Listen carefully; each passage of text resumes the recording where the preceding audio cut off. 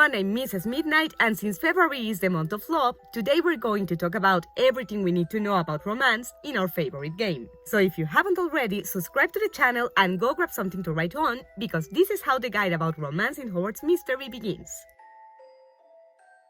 You need to be in 4th grade at least to be able to have dates or participate in romantic missions. Before this, you can say that you like a character if anyone asks you in a couple of interactions with some characters of the game, but you cannot do anything more than that. Like when you can say that you like Bill Weasley, but you cannot even say it to him. There are 2 ways for you to interact romantically in this game. One of them is the time-limited optional romantic missions that come sporadically throughout the year, for example in Valentine's, sometimes in Christmas, or even for spring like the festival. And the other way is to have dates inside the school, which you can do in Hagrid's garden or in the courtyard. The dates in the garden cost 130 coins, and you can have them with any of the romantic options because they are available from the level 1 of romance. But the dates in the courtyard, you need a 4th level of romance. So you'll have to take your crush on several dates in the garden before you're able to ask them to the courtyard. But if we think of it, it's actually kind of cute and it makes sense, because when you're starting to know a person romantically, the dates typically begin more in the daytime.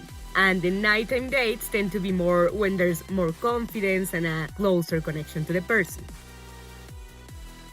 The time-limited romantic missions and the dates in Hogwarts are independent from one another. They do not affect or benefit each other in any way, and you don't need any level of romance with any character to invite them to be your date in an event. But one very beautiful detail is that in the main story, in some optional missions, and in other moments of the game, the characters do continue with the plot that they have been your date in those events. For example, in my case with Merula, that's the one that I always invite. Whenever we are discussing or she's playing the hard to get in a situation, our character actually has the possibility to tell her, well, you didn't have such a bad time in our date.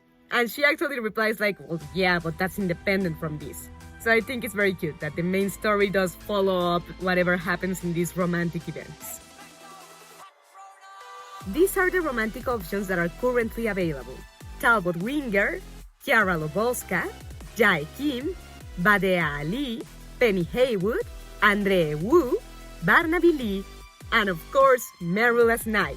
It's been rumored that they are going to add our Quidditch friends, which would be great, but so far they haven't done it yet.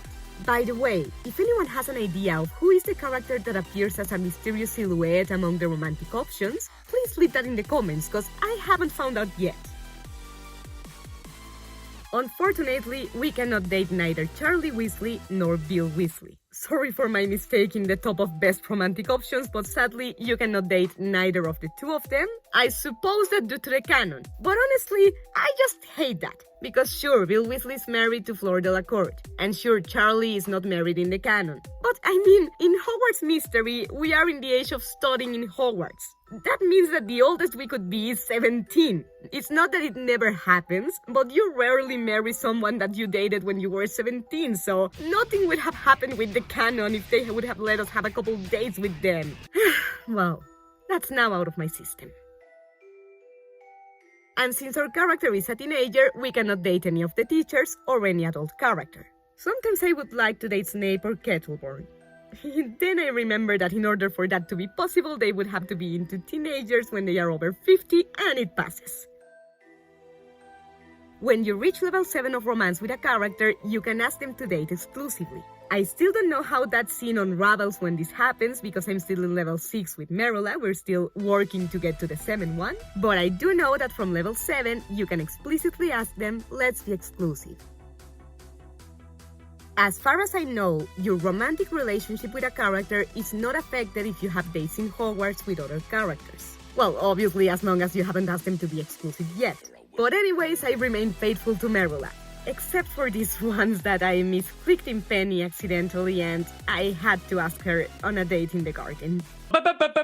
If ifs and buts were candy and nuts, how does the rest of that go? But you can cancel! Just be careful who you pick when you ask anyone on a date in the garden or in the courtyard, because once you select to start it, you cannot cancel it. And the date will not finish until you go through all of it. In the time-limited romantic missions, you can pick between all the romantic options. All your friends will ask you to be your date in different times of the mission, but you will make the final choice by clicking on the one that you want to take. And after this, after you've clicked, you will be given one last chance to change your mind when you are asked if you are sure of your decision. If you say no, you will have the chance to select a different character. But if you say yes, you won't be able to change your mind anymore. So be very careful with misclicking in this part.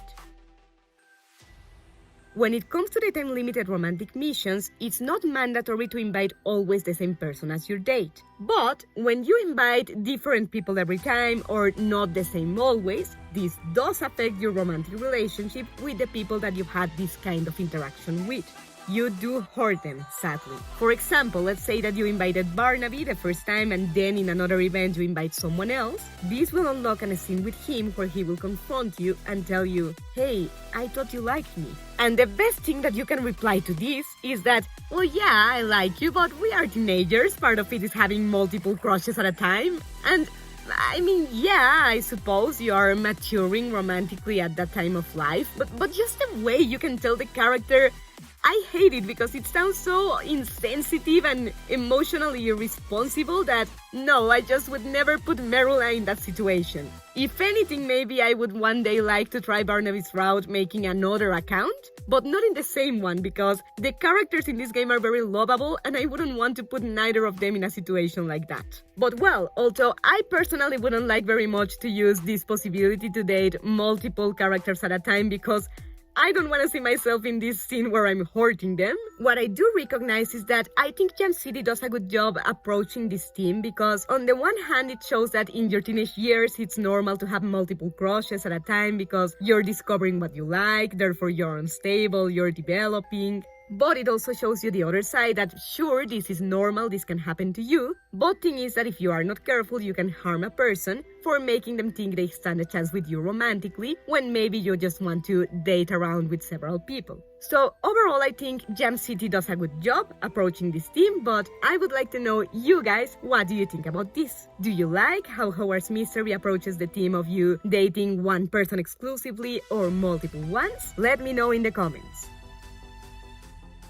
And this was the guide for romance in Hogwarts Mystery. If you liked the video or found it useful, make sure to leave me a like and share it with your gamer and wizard friends so they learn to develop in the romantic stage of our favorite game. Mrs. Midnight loves you and hopes to see you next time. Mischief managed!